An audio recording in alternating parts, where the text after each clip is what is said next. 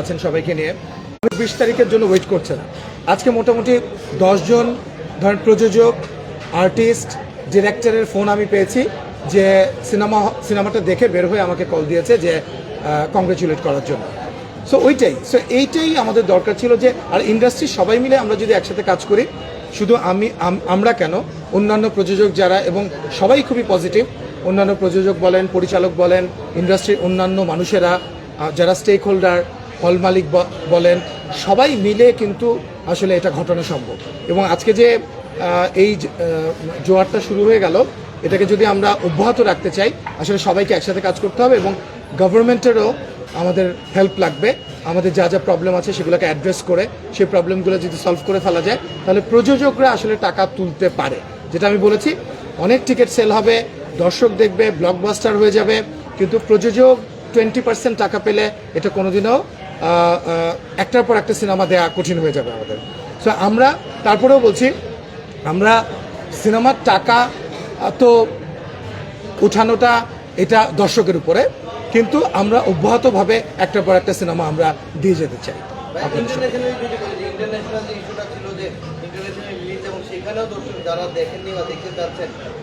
তাদের সারা এবার কেমন দেখছেন?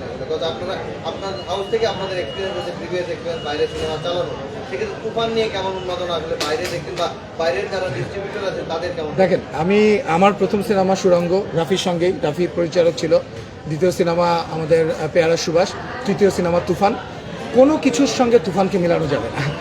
মানে তুফানের এই উন্মাদনা এটা অন্য লেভেল, এবং দর্শক চাহিদা এবং দর্শকের স্যাটিসফ্যাকশন, সেটার সঙ্গে অন্য কোনো কিছুকে আমি মেলাতে পারবো না।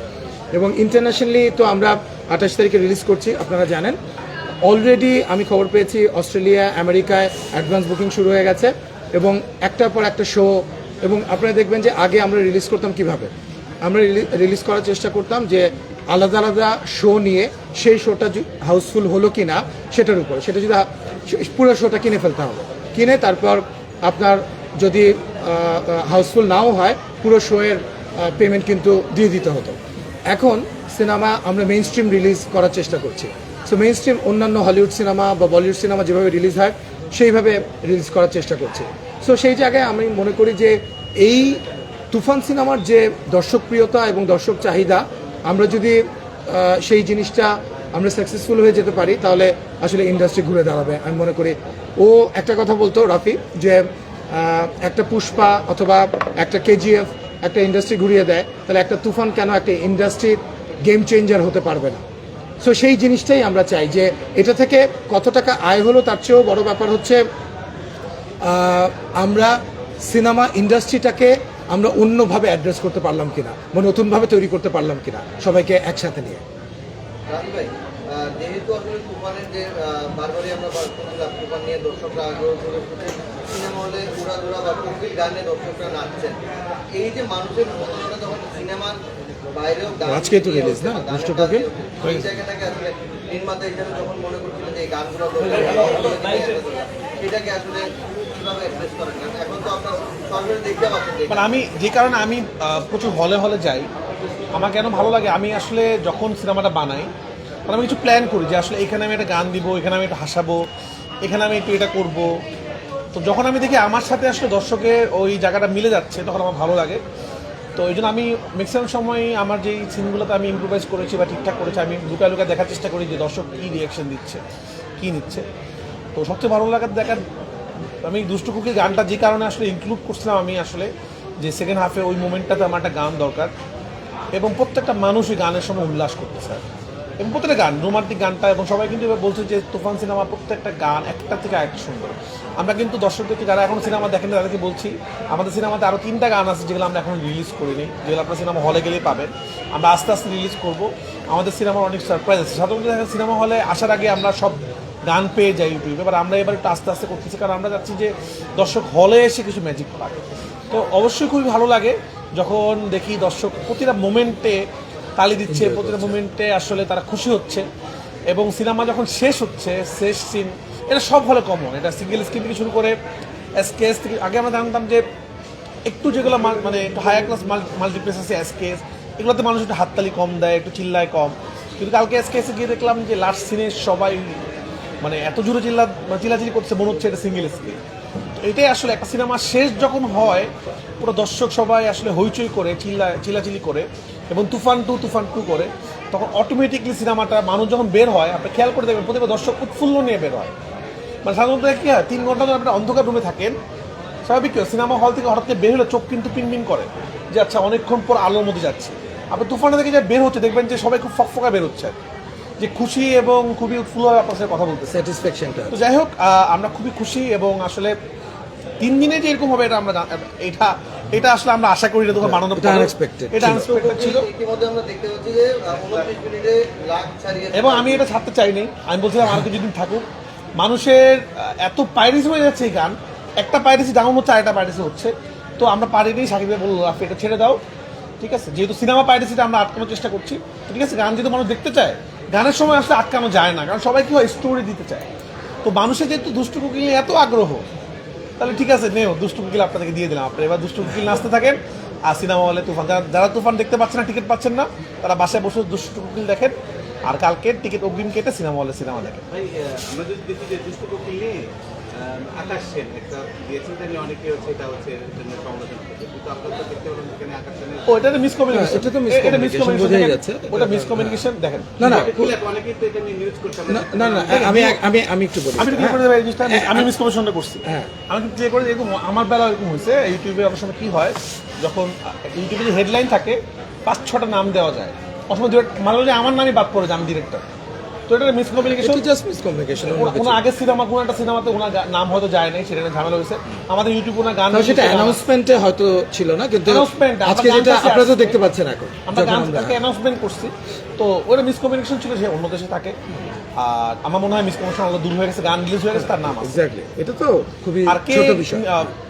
দেখেন আমরা সবসময় যেহেতু তুফান একটা পজিটিভ ভাইবে আছে, আমরা সেই পজিটিভ ভাইবেই রাখতে চাই, আমরা নেগেটিভ দিকে মানুষকে নিতে চাই না। আসলে কিছু মানুষ তো চেষ্টা করে নেগেটিভ দিকে নিয়ে যাওয়ার জন্য, আমি তাদেরকে বলবো যে আসেন পজিটিভভাবে আমরা আসি। যে সিনেমাটা আসলে লেগে যায়, যে সিনেমা আসলে ব্লকবাস্টার হয়ে যায়, ইন্ডাস্ট্রি হিট হয়ে যায়, পৃথিবীর কেউ সেই সিনেমা আটকায় রাখতে পারে না আসলে। তো এই সিনেমাটা যদি আজকে ব্লকবাস্টার হয় এবং এই সিনেমা যদি ইন্ডাস্ট্রি হিট হয়, এটা কিন্তু আমাদের ইন্ডাস্ট্রির জন্য ভালো হবে। যে হলগুলো অবস্থা খুব খারাপ, সেই হলগুলো ভালো হবে। তো আসেন আমরা সবাই ছোট্ট একটা ইন্ডাস্ট্রি সবাই একসাথে সবাই মিলে কাজ করি এবং সবাই মিলে ইন্ডাস্ট্রিটাকে ঠিক করি। আমরা যারা ভালো কাজ করার চেষ্টা করছি, আমরা তো করছি, আপনারাও আসেন, আমরা সবাই মিলে আমাদের বাংলা ইন্ডাস্ট্রিটাকে ভালো করি। শাকিব ভাইয়ের কাছে জানতে চাইবো না, রাফি ভাইয়ের কাছে ছোট্ট একটা জিনিস জানতে চাইবো, যদি মনে হয় উত্তর দিবেন, নাহলে বলবেন যে পাস। তো একজন নির্মাতা এবং প্রযোজক উনি গতকাল বলছিলেন যে আপনি শাকিব খানকে নিয়ে প্রাউড করার কিছুই নাই, তো শাকিব খান অলরেডি সুপারস্টার এবং তার ছবি মানুষ দেখে, সেখান থেকে আপনি কেন আপনার নতুনদের নিয়ে রিস্ক নেবেন না বা নেবেন কিনা সেটা তার কাছে জানতে চাওয়া। আমি আমার মনে হয় এই উত্তরটা আমি দেই আচ্ছা ভাই, রাফির জন্য। আচ্ছা ভাই আমি একটু কারণ রাফি এটা প্রমাণ করেছে অলরেডি। আমি জানি না কে বলেছে সেটার, I don't want to get into that detail, কিন্তু একটা বিষয় হচ্ছে রাফি কিন্তু আজকে শাকিব খানকে নিয়ে সিনেমা বানালো, রাফির এটা 7 নম্বর সিনেমা। সো রাফি কিন্তু নতুনদেরকে নিয়ে সিনেমা বানিয়ে হিট দিয়ে প্রমাণ করে আজকে এখানে এসে বসে কথা বলছে।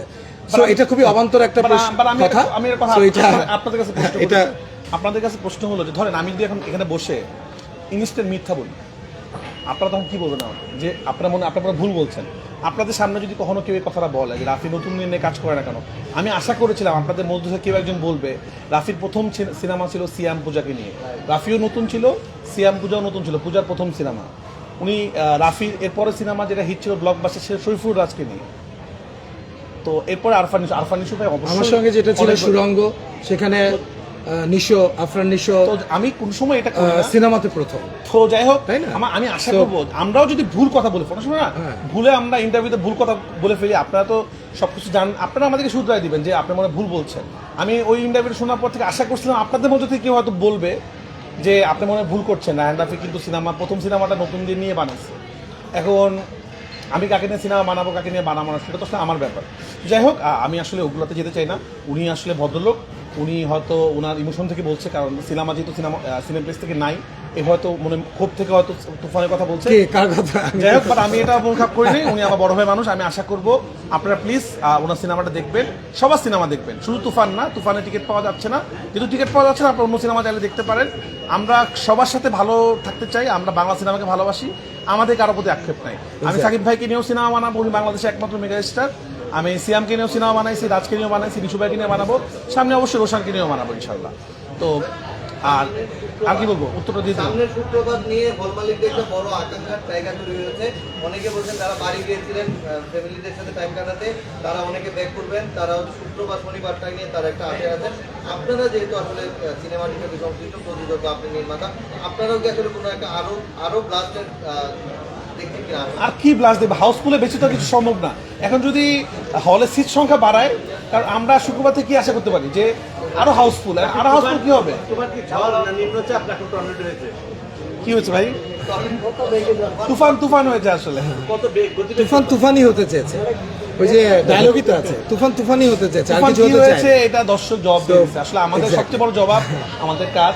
আমরা আসলে দিন শেষে সিনেমার কিন্তু জবাবটা কাজ দর্শকই দেয়। আসলে সিনেমার জবাবটা আসলে এখানে বসে ইন্টারভিউ দেওয়া কিছু নাই।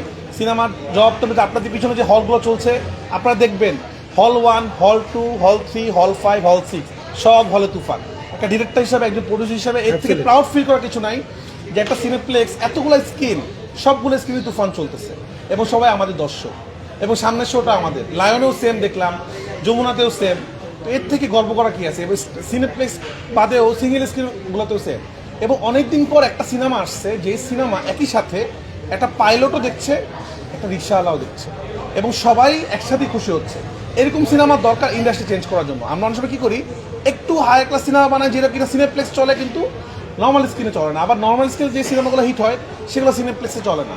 তো তুফান এমন একটা ছবি ম্যাসকেও কানেক্ট করছে এবং যারা কিনা একটু ডিফারেন্ট ছবি দেখে তাদেরকে কানেক্ট করছে।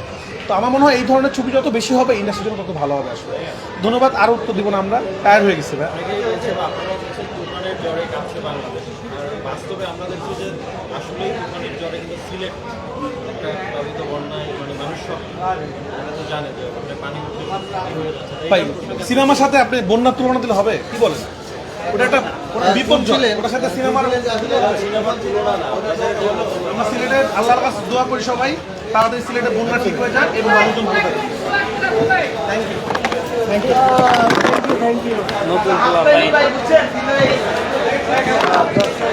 এই কোশ্চেনটা দিলা